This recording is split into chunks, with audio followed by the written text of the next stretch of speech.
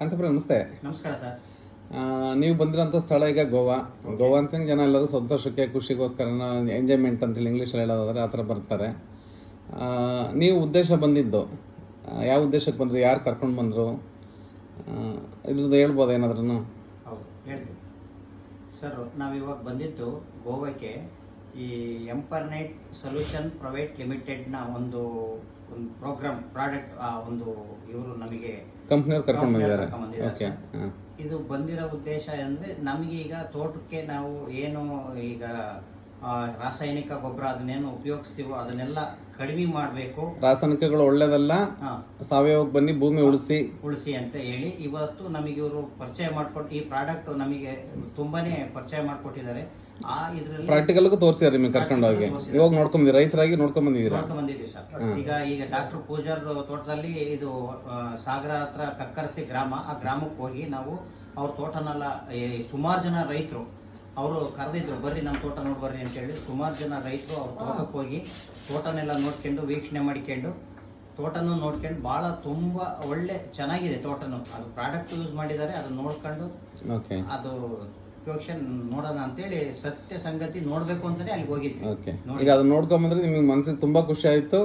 ಹೌದು, ಇದ್ರಲ್ಲಿ ಯಾವುದೂ ಸುಳ್ಳಿಲ್ಲ, ಇದು ನಿಜ ಅಂತ ಗೊತ್ತಾಯ್ತು.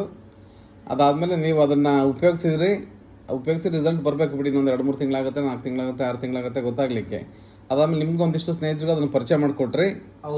ಆ ಪರಿಚಯ ಮಾಡಿಕೊಟ್ಟಿದ ಸಲುವಾಗಿ ನಿಮ್ಗೊಂದು ಆಯ್ಕೆ ಅಂತ ಮಾಡಿ, ಒಬ್ಬ ಲೀಡರ್ಶಿಪ್ ಕ್ವಾಲಿಟಿ ಇದೆ ಅಂತ ನಿಮ್ಮನ್ನ ಆಯ್ಕೆ ಮಾಡಿ ಗೋವಾಕ್ಕೆ ಕಂಪ್ನಿಯವರು ಕರೆಸ್ಕೊಂಡಿದ್ದಾರೆ.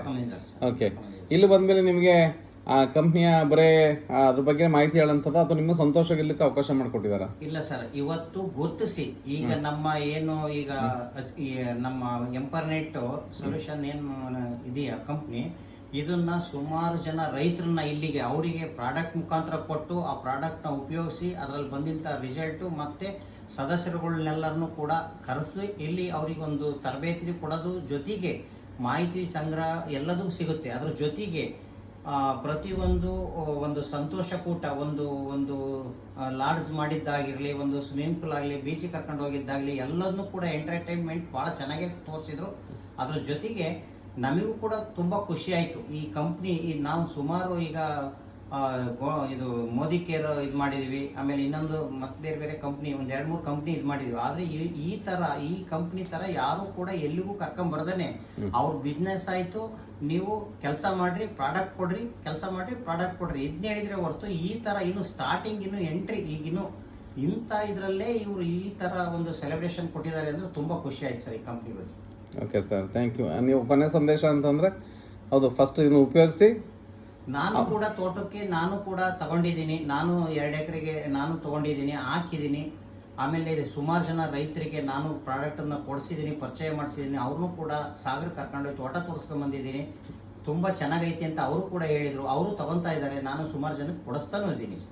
Okay sir, thank you. Thank you.